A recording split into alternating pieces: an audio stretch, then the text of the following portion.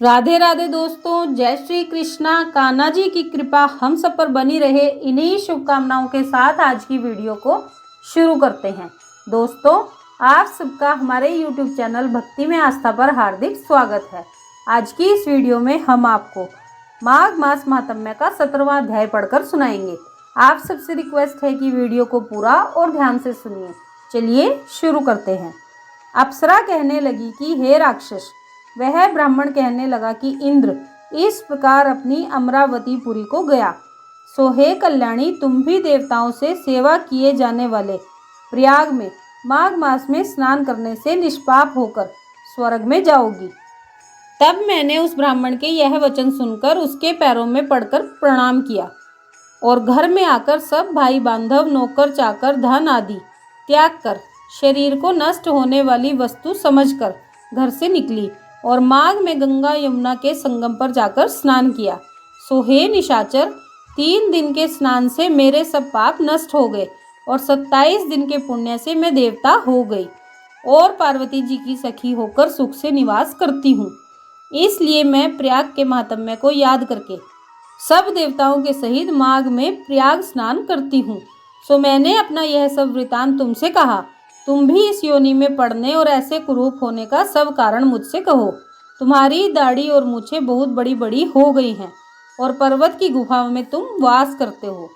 हे निशाचर, ऐसा क्यों है? निशाचर कहने लगा कि हे भद्रे, सज्जनों से गुप्त बात कहने में भी कोई हानि नहीं होती।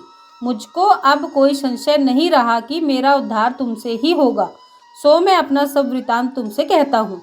मैं काशी में वेदों का ज्ञाता था और बड़े उच्च कुल के ब्राह्मण के घर में जन्म लिया था।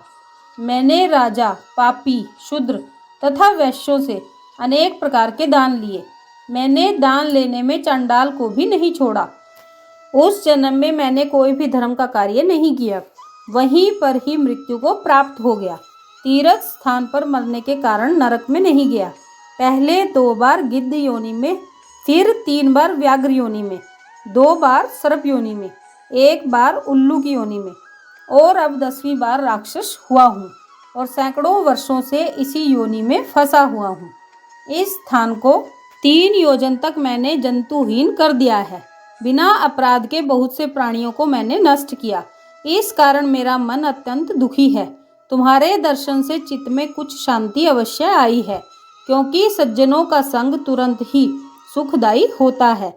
मैंने अपने दुख के सब कारण आपसे कहे और सज्जन लोग सदैव दूसरों के दुखों से दुखी होते हैं। अब यह बताओ कि इस दुख रूपी समुद्र को कैसे पार कर सकता हूँ? क्या क्षीर सागर हंस को ही दूध देता है, बगुले को नहीं देता? दत्तात्रेय जी कहने लगे।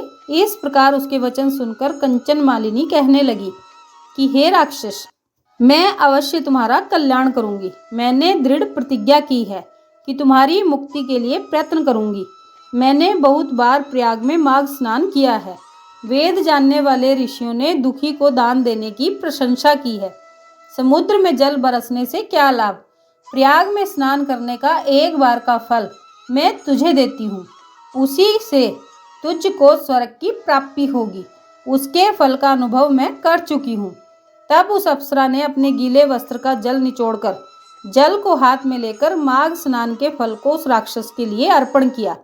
उसी समय पुण्य प्राप्त कर वह राक्षसी शरीर को छोड़कर तेज में सूर्य के सदृश देवता रूप हो गया। आकाश से आए विमान पर चढ़कर अपनी कांति से चारों दिशाओं को प्रकाशित करता हुआ, कांचन मालिनी की प्रशंसा करता हुआ शोभायमान हुआ और कहने लगा कि ईश्वर ही जानता है तुमने कितना उपकार मुझ पर किया है। अब भी कृपा करके मुझे कुछ शिक्षा दो, जिससे मैं कभी पाप न करूं। अब मैं तुम्हारी आज्ञा पाकर स्वर्ग में जाऊंगा। तब कांचन मालिनी ने कहा कि सदैव धर्म की सेवा करो, काम रूपी शत्रु को जीतो, दूसरों के गुण तथा दोषों का वर्णन मत करो, शिव और वासुदेव का पूजन करो, इस देह का मोह मत करना, पत्नी, पुत्र, धन आदि की ममता त्याग कर सत्य बोलो, वैराग्य भाव धारण कर योगी बनो। मैंने तुमसे यह धर्म के लक्षण कहे हैं। अब तुम देवता रूप होकर शीघ्र ही स्वर्ग को जाओ। दत्तात्रेय जी कहने लगे कि इस प्रकार गंधर्वों से शोभित वह राक्षस कांचन मालिनी को नमस्कार करके स्वर्ग को गया और देव कन्याओं ने वहां आकर कांचन मालिनी पर पुष्पों की वर्षा की और प्रेम पूर्वक कहा कि हे भद्रे, तुमने इस राक्षस का उद्धार किया। इस दुष्ट के डर से कोई भी इस वन में प्रवेश नहीं करता था। अब हम निडर होकर विचरेंगे। इस प्रकार कांचन मालिनी उस राक्षस का उद्धार करके प्रेम पूर्वक देव कन्याओं से क्रीड़ा करते हुए शिवलोक को चली गई। ये था 17वां अध्याय। बोलिए श्री हरि भगवान की जय। तो दोस्तों, ये था माघ मास महात्म्य का 17वां अध्याय। आप सबने वीडियो को ध्यान से सुना, इसके लिए आपका धन्यवाद। आज की वीडियो में बस इतना ही। कल फिर मिलेंगे एक और नई वीडियो के साथ। तब तक स्वस्थ रहिए, मस्त रहिए, अपना और अपनों का ख्याल रखते रहिए और प्रभु के श्री चरणों से जुड़े रहिए। राधे राधे दोस्तों। जय श्री कृष्णा, जय माता दी।